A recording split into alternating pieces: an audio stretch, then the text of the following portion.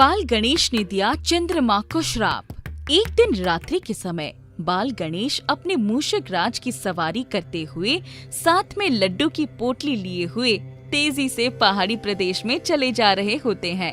मूषक राज की गति देखते ही बनती है। शाबाश मूषक राज, बड़ा शानदार है तुम्हारा अंदाज। भूख बढ़ रही है, तुम भी ऐसे ही बढ़े चलो। कुछ ही देर में चलो, अपने निवास पर जल्दी पहुंच जाएंगे तो मीठे मीठे लड्डू खाएंगे। लड्डू, मुंह में पानी आ रहा है, पेट भर कर खाऊंगा तभी तो सो पाऊंगा। मूषक राज तेजी से आगे बढ़ते चले जा रहे होते हैं और अचानक उनके मार्ग में एक बहुत बड़ा सर्प आड़े आ जाता है। वे रुक जाते हैं और परिणाम स्वरूप बाल गणेश नीचे गिर जाते हैं। उनके सारे लड्डू बिखर जाते हैं। ये दृश्य आकाश में चंद्रमा देख रहे होते हैं और वे जोर जोर से हंसने लगते हैं।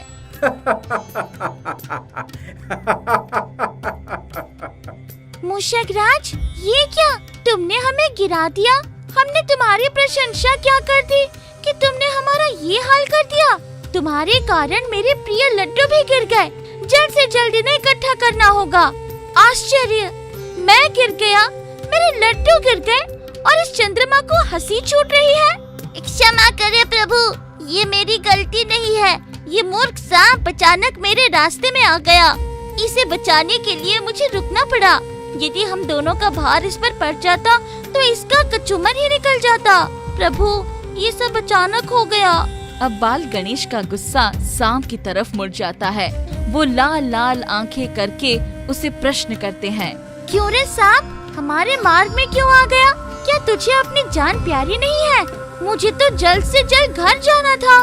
हे प्रभु, मैं भी जरा जल्दी में था और ये मात्र संयोग था कि मार्ग में आ गया। मैं तो चला, मुझे जल्दी जाना है। इतना कहकर सर्प भागने लगता है और बाल गणेश उसका पीछा कर लेते हैं।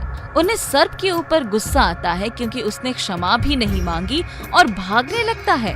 वे जैसे ही उसे पकड़ने चाहते हैं वो फिसल कर आगे निकल जाता है। गणेश फिर से प्रयास करते हैं लेकिन इस बार भी सर्प उनकी पकड़ में नहीं आता है। वे गिर जाते हैं। चंद्रमा फिर हंसने लग जाते हैं।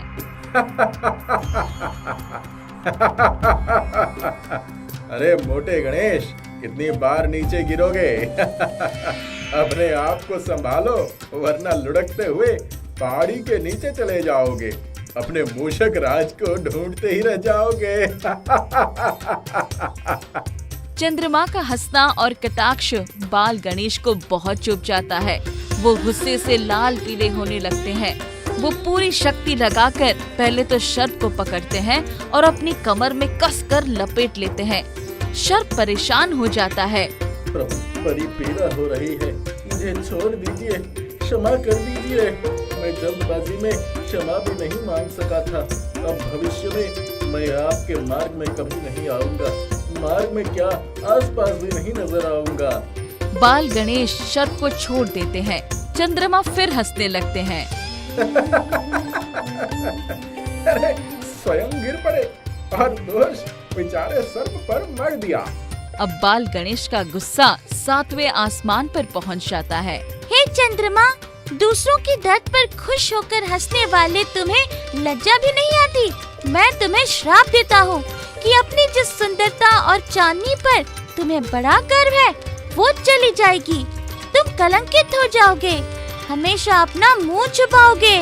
चंद्रमा ने बाल गणेश का ये श्राप सुना तो उनके पैरों तले जमीन खिसक जाती है। उन्हें अपनी भूल पर बड़ा पश्चाताप होता है और वो हाथ जोड़कर क्षमा मांगने लगते हैं। हे प्रभु, मैं तो एक विनोद के कारण अपनी हंसी रोक नहीं पाया। मैं अपनी भूल के लिए क्षमा मांगता हूँ। कृपा करके अपना श्राप वापस ले लीजिए वरना मैं जी नहीं पाऊंगा। आप दया के सागर हैं, सर्वशक्तिमान हैं, मुझ पर कृपा कीजिए। चंद्रमा की बात सुनते ही बाल गणेश का क्रोध नीचे उतरने लगता है। उन्हें ऐसा आभास होता है कि क्रोध में बहुत बड़ा श्राप दे दिया है। हे चंद्रमा, तुमने विनोद बस ही सही हंसकर मेरा मजाक उड़ाया था। किसी भी हंसी मजाक से यदि दूसरे का दिल दुख जाए तो वो पाप की श्रेणी में आता है। तुम एक देवता हो, तुम्हें ये बात शोभा नहीं देती है। हंसी और मजाक दिल दुखाने के लिए नहीं बल्कि आनंदित करने के लिए होना चाहिए। प्रभु, आप सत्य कह रहे हैं। मैं पुनः क्षमा मांगता हूँ। बाल गणेश का मन द्रवित हो जाता है। उनके मन में दया भाव आ जाता है। हे चंद्रमा, मेरा श्राप तो बदल नहीं सकता, लेकिन इसका प्रभाव कम हो सकता है। जाओ, तुम्हारी सुंदरता और चांदनी धीरे धीरे जाएगी और फिर धीरे धीरे लौट भी आएगी। तुम्हारी शीतल छाया और रोशनी सभी को आनंद करेगी। बाल गणेश की बात सत्य हो जाती है। उसी दिन से चंद्रमा धीरे धीरे अपना आकार छोटा करते हुए अमावस्या के दिन लुप्त हो जाते हैं। इसके बाद धीरे धीरे छोटे से बड़े होते हुए अपना स्वरूप बढ़ाते हैं और सारी दुनिया में अपनी चांदनी फैलाते हैं।